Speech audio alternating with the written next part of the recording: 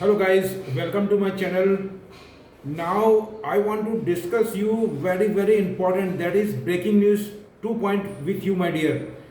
अभी आप देखेंगे तो 2 पॉइंट में आपके साथ में वो साझा करने वाला हूँ जो आपको मार्केट में बहुत ही काम आएंगे।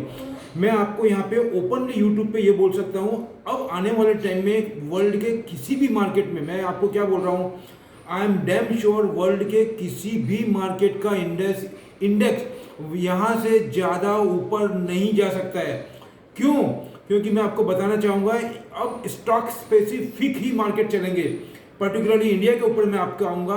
अभी जो माहौल दिख रहा है उसको देखते हुए मैं आपको 2 पॉइंट शेयर करता हूँ, आप अपने उस 2 पॉइंट को गांठ बांध लीजिएगा। मैं आपको ये बोल रहा हूँ क्योंकि यहाँ से हमारा इंडेक्स अब ऊपर जाने की संभावना कम है, क्योंकि अभी हमारा इंडेक्स लगभग आप देखेंगे तो 52,800 मतलब नियर अबाउट पिक के पास चल रहा है। उसने 53,000 समथिंग के ऊपर का कुछ हाई बनाया है, ऑल टाइम हाई बना करके अभी वो 52,800 700 बीच में 52,500 भी हो गया था, 400 भी हो गया था, मतलब यही रेंज में चल रहा है। अब मैं आपको ये बोलता हूँ यहाँ से डाउन टर्न ही जाने के चांसेस है, अब के कोई चांस नहीं है। और दूसरा यहाँ पे एक बात ऐड करना, अभी मार्केट कुछ टाइम तक स्टॉक स्पेसिफिक ही चलेगा, और अगर कोई थोड़ा सा भी अगर न्यूज़ नेगेटिव आया तो मार्केट बहुत शार्पली डाउन जाएगा। तो कौन से 2 पॉइंट मैं आपको बताना चाहता हूँ। अभी पिछले ही वीक में ओपेक की जो मीटिंग हुई थी उसके अंदर डिसीजन कुछ नहीं लिया गया, उसको एक्सटेंड कर दिया गया, और उसके बाद में ओपेक की मीटिंग अब आने वाले अगले अगस्त सितंबर में रखी गई है, मतलब अगस्त के एंड में और सितंबर में। तो उसको नज़र रखते हुए उन्होंने बहुत ही मतलब एक इस टाइप का डिसीजन लिया है जो पूरे वर्ल्ड के लिए एक नेगेटिव साबित होगा। वो कौन सा पॉइंट है मैं आपको बताना चाहता हूँ। अभी उसके ऊपर एक्सपर्ट के जो व्यूज़ आ रहे हैं, जो डिस्कस हो रहा है और जो आर्टिकल आ रहे हैं, वो मैंने पढ़ के आपके साथ में ये मैसेज में डिलीवर कर रहा हूँ। तो उसके अंदर क्या कर रहे हैं वो कि दे आर मैनिपुलेट।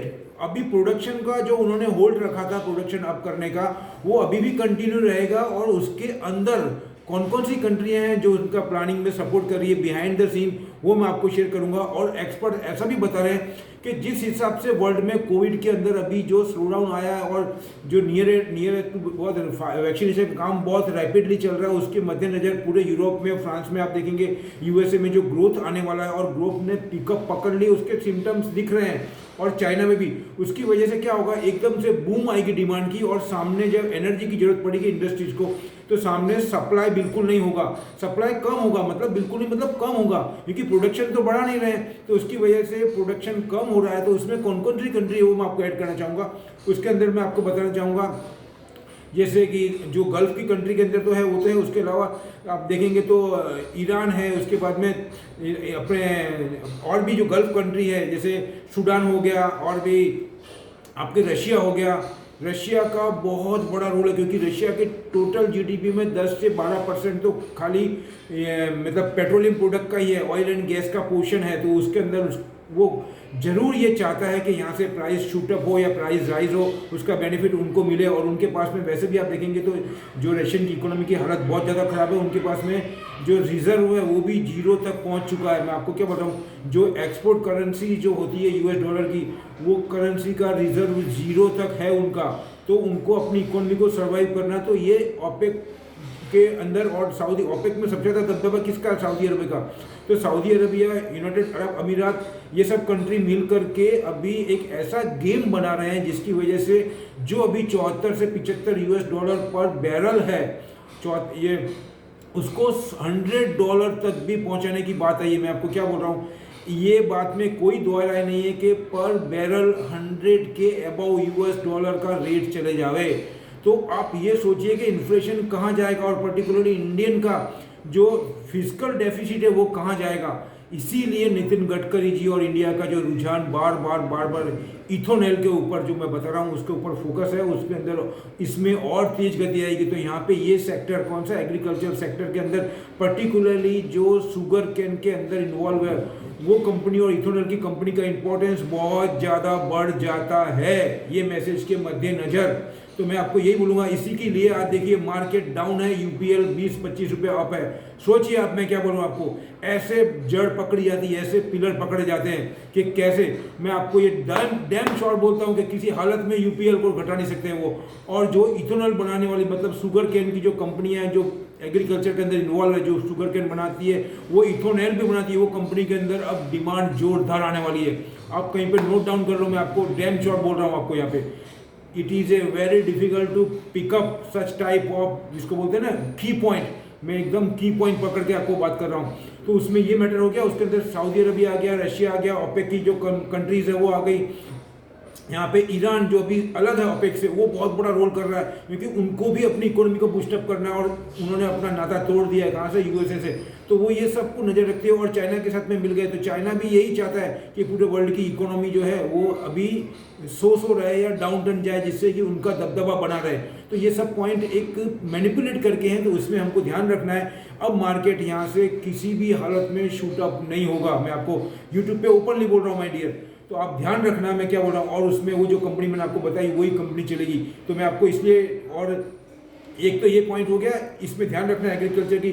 और पॉइंट नंबर 2 में आपको लिखेंगे तो पिछले कुछ 2 दिन से 3 दिन से, कल की बात करता हूँ मैं, 2-3 दिन से ये बात चल रही थी चाइना में, मैंने आपको वीडियो पे मेंशन नहीं किया था, लेकिन कल रात को क्या हुआ है कि जो चाइना की कंपनीज है जो बहुत बड़ी बड़ी, उनके शेयर के भाव 10%, 15%, 20% ऐसे शार्प शूटअप करके डाउन टर्न हुए। उसमें कौन कौन सी कंपनी है, सबसे बड़ी मैं नाम भी बताया था आपको, टेंसेंट है, अलीबाबा है, बेइदू है, उसके बाद में आप देखें तो JD.com, ये सब कंपनियां हैं, और भी बहुत सी कंपनी, उसके भाव बहुत शार्पली डाउन गए हैं, क्योंकि चाइना ने एक पॉलिसी निकाली है उनकी गवर्नमेंट ने कि चाइना फर्स्ट सेकेंड ग्लोबल।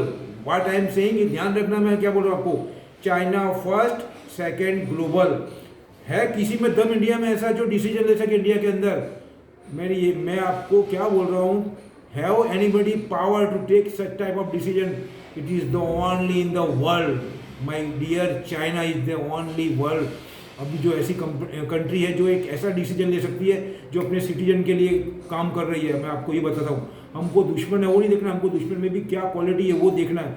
आप देखेंगे तो अगर हमारी गवर्नमेंट, मुकेश अंबानी, उसके बाद में मैं बताऊंगा गौतम अदानी, फिर उसके बाद में सुनील मित्तल जो कि कितने था, उसके बाद में रिलायंस के वापस जियो, और भी बहुत सी कंपनियां हैं जो इतनी ज़्यादा, पेट्रोलियम की कंपनी, गवर्नमेंट की खुद की कंपनी, उस पर डिसीजन लेगी वो कि अपने प्रोटेक्ट, जो सिटीजन है उनको प्रोटेक्ट करने के लिए वो एकदम स्ट्रिक्ट डिसीजन उन्होंने लिया। उन्होंने क्या बोला, और उसने एक दीदी करके, दीदी जो बहुत बड़ा इशू आने वाला था, उसमें नाम उन्होंने रखा था दीदी ग्लोबल, उसको इमीडिएट उन्होंने होल्ड कर दिया।